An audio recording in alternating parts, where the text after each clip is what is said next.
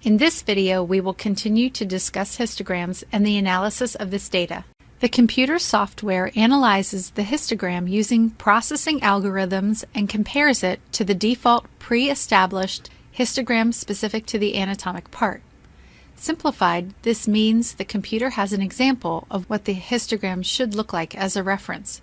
For example, with an elbow, it would be expecting that if you perform an AP elbow projection, its histogram will be similar to that of the example default histogram.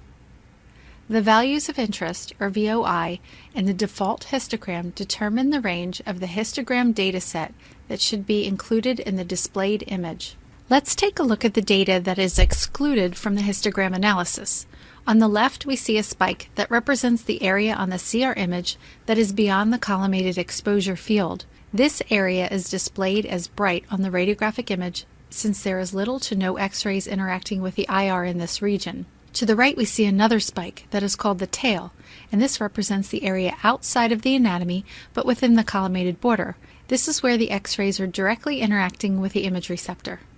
If the background densities are left within the analysis, it can cause issues with the manipulation of the image or digital imaging processing. Because of this, these areas are excluded from the analyzed histogram. Here we see the portion of the histogram that will be analyzed. This should include the volume of interest, or VOI, and represent the pixel values within the anatomy of interest. This is an extremely simplified example of what some of the pixel values could represent on the radiographic image.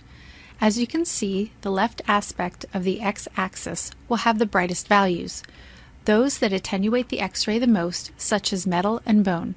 To the right, you will see anatomy that will not attenuate the X-rays as much, and as a result will have less bright values. These will be displayed as having greater density on the radiographic image.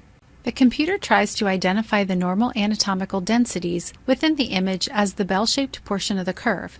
This is the area extending from point S1, or S-min, which is the minimum useful signal, to S2, or S-max, which is the maximum useful signal on the graph.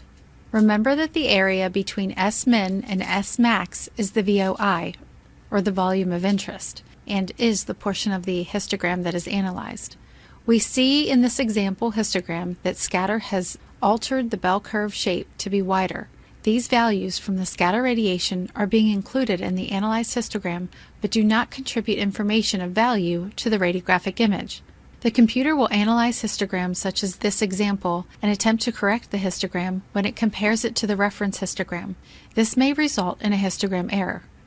However, software continues to advance and the issues with histogram analysis occur less often.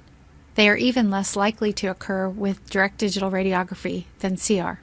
There are a number of things that the technologist can do to avoid histogram analysis errors. We can make sure the lead shielding is outside of the collimated field.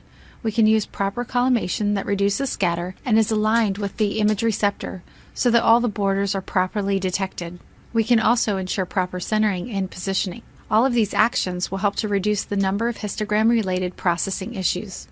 Each anatomical part has a reference pre-established histogram that is compared to the resulting histogram for the same anatomical part. The part of the histogram that is analyzed excludes the tail where the X-rays directly interact with the IR and the area outside of the collimated field.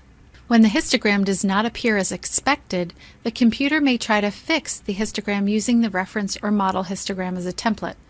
This can cause histogram analysis errors.